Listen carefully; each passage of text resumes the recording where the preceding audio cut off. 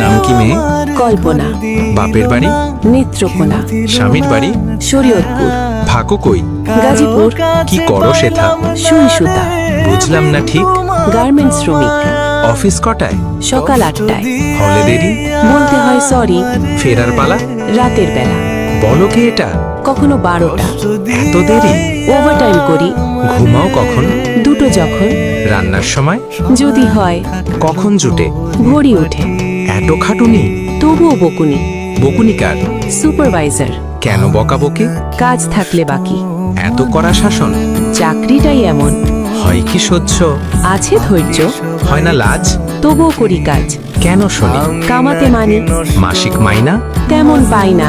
সংসার চলে? গোলে মালে। বলো এ কি? অভাবেই থাকি। অসুখ হলে কব?